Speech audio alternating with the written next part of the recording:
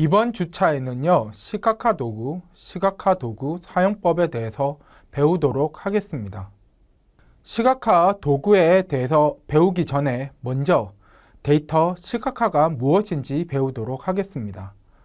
데이터 시각화란 데이터를 한눈에 볼 수 있도록 도표나 차트 등으로 정리하는 것을 지칭합니다.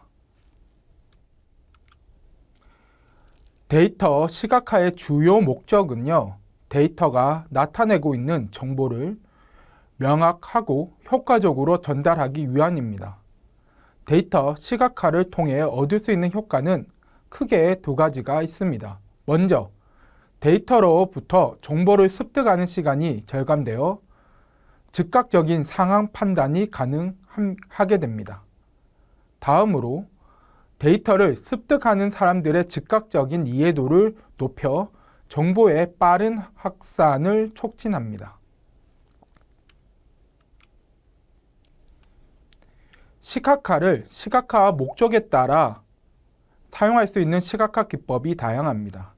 이러한 기법을 사용할 때 고려할 수 있는 시각화 목적, 그리고 그에 따른 시각화 기법이 무엇이 있는지 알려드리도록 하겠습니다.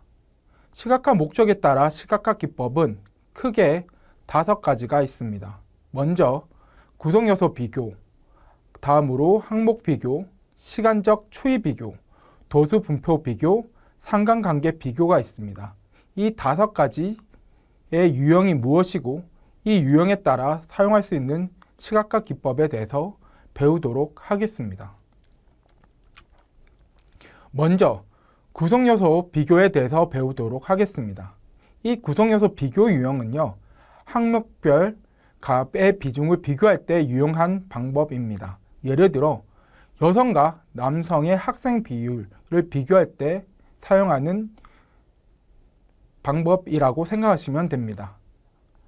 밑에 나와 있는 여기 아래와 같이 비율, 전체의 몇 % 등을 표현할 때 본 유형의 시각화 기법을 사용하시면 됩니다. 제가 예시를 한번 읽어드리도록 하겠습니다. 회사 어떤 제품의 매출액은 총 매출액의 30%를 받았다. 여기서 보면 총 매출액의 30%란 게 보입니다. 다음으로 회사의 시장 점유율은 5% 미만입니다. 5% 미만이다. 회사의 비즈니스 접대비가 전체 관리 비용의 25%를 넘었다. A 제품의 판매가 전체 1위를 차지했다. 1위. 이러한 퍼센테이지, 비율이 나타날 때 이 구성요소 비교 유형을 사용하시면 됩니다. 본 유형의 대중적인 시각화 기법으로는요, 원 그래프, 막대 그래프가 있습니다. 아래 보이는 이게 원 그래프입니다. 보이면 각각의 비율이 얼마큼을 차지하고 있는지 파이로 나타나 있는 것을 알 수 있습니다. 다음으로 여기 있는 게 막대 그래프입니다. 막대 그래프를 보면 각각의 값들이, 각각의 항목들이 얼마큼 차지하고 있다, 비교를 할 수 있도록 나타나 있습니다. 구성요소 비교에서는요, 이렇게 원 그래프랑 막대 그래프를 사용하시면 됩니다. 다음으로 항목 비교 유형에 대해서 설명해 드리도록 하겠습니다. 본 유형은요, 대상의 순위를 비교할 때 유용한 유형입니다.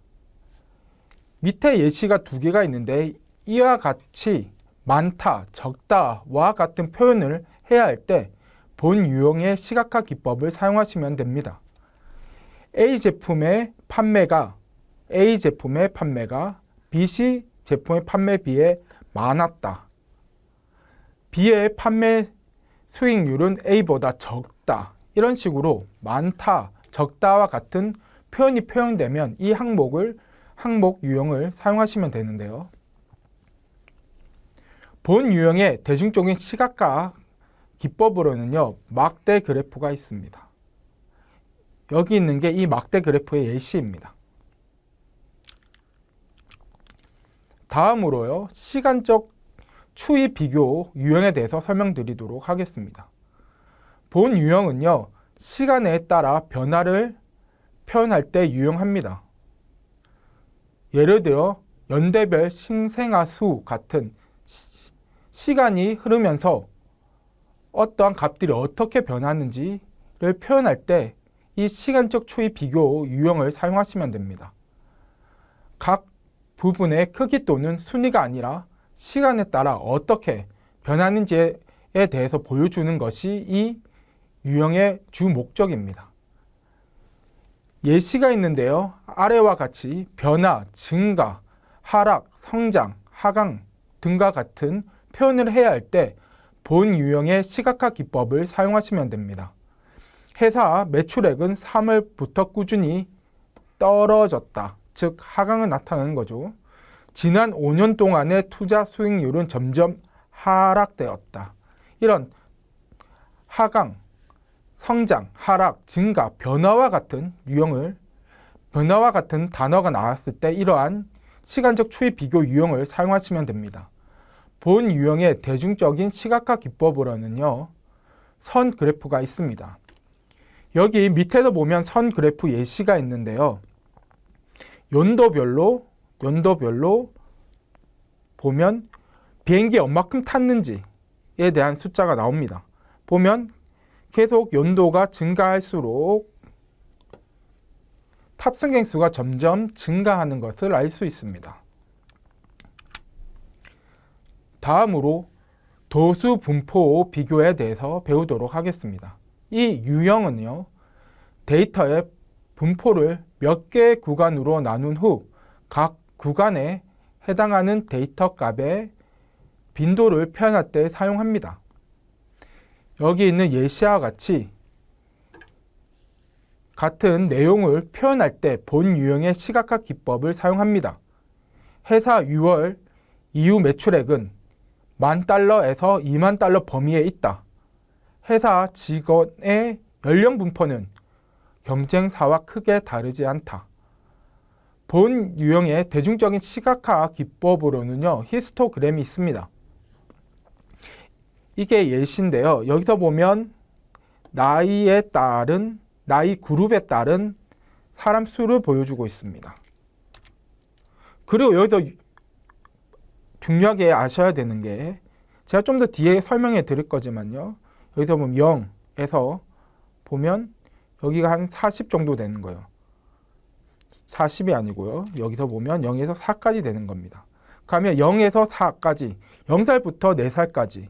저희 나라는요, 태어났을 때 1살이지만 외국에서 보면 태어났을 때 0살이에요. 그래서 0살부터 4살 사이의 사람 수가 40명이 된다라는 걸 나타냅니다. 이 예시는요, 20부터 보니까 24 정도 되는 것 같아요. 그러면 20살부터 24살 사이의 사람 숫자는 90명 정도가 된다라는 걸 보여주는 게 이 히스토그램입니다. 마지막으로 상관관계 비교 유형에 대해서 설명드리도록 하겠습니다. 본 유형은요, 변수 두 개의 사이를 표현할 때 유용한 방법입니다. 예를 들면 매출액이 증가할수록 이윤도 증가한다와 같이 매출액과 이윤의 관계를 표현할 때 이러한 상관관계 비교 유형을 사용합니다. 여기 나와 있는 예시와 같이 뭐뭐에 따라 증가한다, 뭐뭐에 따라 감소한다, 뭐뭐에 따라 변화한다, 뭐뭐에 관련되어 있다 등과 같은 표현을 해야 할 때 이 상관관계 비교 유형을 사용하시면 됩니다. 예시를 제가 좀 읽어드리면요, 2월의 판매 실적을 보면 매출액은 판매원의 경험과 직접적 관계가 있다. CEO의 연봉은 기업의 규모에 따라 변화한다와 같이 A와 B의 관계를 보여줄 때 이 상관관계 비교 유형을 사용하시면 됩니다. 본 유형의 대중적인 시각화 기법으로는요, 산점도, 열지도가 있습니다. 왼쪽에 보이는 이게 삼전도입니다. 여기 보면 이게 돈이고 그 다음 나이인데요. 이게 뒤에 이 그래프를 다시 다룰 텐데, 이게 보면 배를 탈 때 배에 삭을 낸 돈이랑 그 다음에 그 삭을 지불한 사람의 나이가 나와 있습니다. 이걸 보면요. 자세히 보면 나이랑 그 다음에 배삭이랑은 상관이 없는 관계를 나타내고 있습니다. 그 다음에 오른쪽에 이게 보이는 게 열지도입니다. 열지도는요, 어떠한 관계를 색깔로 나타내고 있습니다. 여기 보면 여기가 20, 90이라는 게 보이시죠? 그러면 여기서 보면 이게 각각의 배의 1등석, 2등석, 3등석을 나타내는 겁니다. 그 다음 여성과 남성. 그래서 여기서 보면 뭘 할 수 있는가 하면요. 각각의 배에 몇 등석을 탔는지 그 등석을 탄 사람의 성별 비율을 알 수가 있습니다. 1등석에서 보면 1등석에 보면 거의 보니까 거의 90%가 여성이네요. 그 다음에 상등석에서 보면 70%, 70명인 것 같은데요. 퍼센테이지는 확실히 잘 모르겠지만 70명이 여성이란 걸 알 수 있습니다. 그 다음 밑에 있는 이 색깔은 50 정도 되는 거예요. 그러면 50명이 남자라다. 이런 거를 표현하는 게 이 열지도입니다. 다음으로는요, 시각화 도구 종류에 대해서 배우도록 하겠습니다. 시각화 도구 종류로는 다양한 것을 고려할 수 있습니다. 초보자들이 사용할 수 있는 엑셀로부터 전문가들이 사용하는 플랫리 같은 다양한 시각화 도구들이 있습니다. 이 도구들에 대해서 설명해 드리도록 하겠습니다. 먼저 엑셀. 이 엑셀은요, 초보자용 시각화 도구라고 생각하시면 됩니다. 누구나 이 엑셀이 무엇인지 알고 있고 사용하기도 쉽습니다. 그래서 쉽게 그래프를 만들 수 있습니다. 막대 그래프, 선 그래프 등 11개 종류의 그래프를 이 엑셀에서 그릴 수가 있습니다. 그러나 뭔가 심도 있는 분석이나 시각화 자료를 제작하기에는요, 이 엑셀 도구는요, 적절하지 않습니다. 다음으로 구글 차트에 대해서 설명해 드리도록 하겠습니다. 이 구글 차트도요, 엑셀 같이 초보자용입니다. 구글 차트는요, 속도가 빠르며 모바일 환경, 예를 들어 스마트폰에서도 잘 작동합니다. 구글 스프레드시트에서 데이터를 불러와 차트를 만들 수 있도록 해주는 게 이 구글 차트입니다. 엑셀처럼요, 사용하기가 아주 쉬워요. 초보자를 위한 위자드 툴을 제공합니다. 위자드 툴이라는 거는요, 거기서 어떤 걸 만들 때 어떤 걸 해라, 어떤 걸 선택해라 라는 보기가 나오고 그 보기를 선택하면 다 선택을 하면 자동적으로 차트가 만들어지는 게 이 위자드 툴입니다. 하지만 구글도 엑셀처럼요, 심도 있는 시각화 자료를 제작하기 위해서는 적절하지 않습니다. 다음으로 D3에 대해서 설명드리도록 하겠습니다. 이때까지 제가 초보자용 엑셀 같은 것에 대해서 설명해 드렸습니다. 이제 좀 더 전문가들이 사용할 수 있는 시각화 도구에 대해서 설명해 드리도록 하겠습니다. 이 D3는요, D3.js, 뒤에 JS만 보면 알 수가 있습니다. 자바스크립트를 언어로 사용하는 시각화 도구입니다. 데이터 시각화 프레임워크로 자바스크립트를 언어로 지원하고요. 그 다음에 HTML, SVG 그리고 CSS를 이용하여 시각화 요소를 제작합니다. 앞에서 저희가 엑셀이나 구글 그래프에 대해서 설명해 드렸을 때에 비하면 밑에 보면 훨씬 더 심도 있는 그래프를 저희가 제작할 수 있는 것을 알 수 있습니다. 다음으로요, 오픈 프로젝트 R에 대해서 설명해 드리도록 하겠습니다.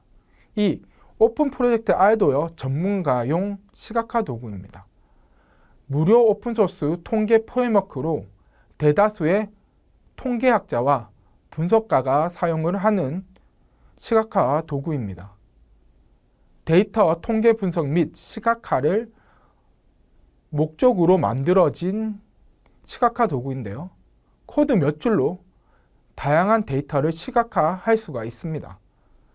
다양한 기능을 지원하지만 인터랙티브 그래픽 기능이 부족합니다. 인터랙티브 그래프 기능이라고 하면요, 뭔가 그래프를 보면 저희가 뭔가를 클릭했을 때 뭔가 또 다른 데이터를 보여주고, 실제 사용자가 인터랙티브하게 클릭하고 추가 정보를 볼 수 있도록 해주는 그러한 기능들이 인터랙티브 그래픽 기능입니다.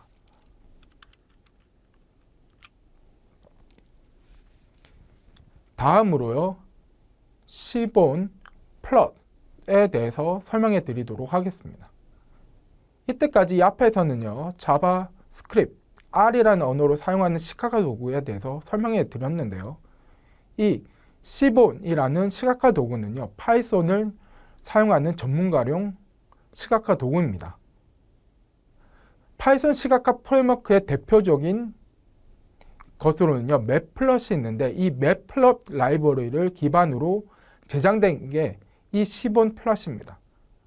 맵플럿의 다양한 색상 테마와 통계형 차트 등의 기능을 추가해서 만든 게 이 시본 플럿입니다.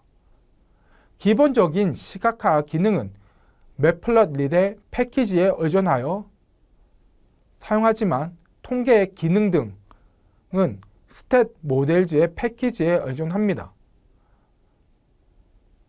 그리고 이 시본 플롯에서는요, 다양한 통계 자료를 시각화할 수 있는 시각화 차트를 제공하기 때문에 데이터 분석에 활발히 사용됩니다. 제가 말씀드렸던 맵플럿리 같은 파이썬에서 대표적인 시각화 툴보다 근래에 들어서는 이 시본 플롯을 더 많이 사용하고 있습니다.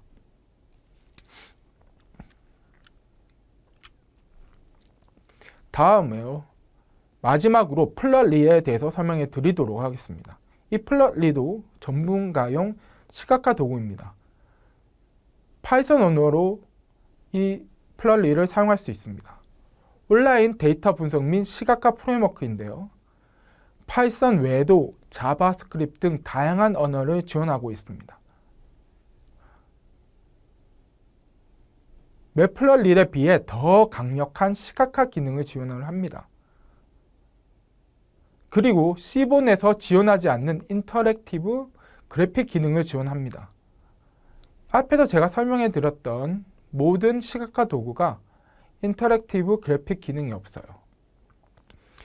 예시가 여기 있습니다. 여기 지금 마우스가 안 보이지만 마우스 커서 딱 갖다 대면 여기 숫자랑 그 다음에 거기에 항목에 이름이 이런 식으로 나옵니다. 이런 게 시각화 도구예요. 제가 어떤 거 마우스를 갖다 딱 댔을 때 이거의 정보가 무엇이고 항목이 무엇인지 이러한 정보를 보여준 게 인터랙티브 그래픽 기능인데요. 제가 지금까지 설명드렸던 시각화 도구에서는요, 이 플럿리만 인터랙티브 그래픽 기능을 지원합니다.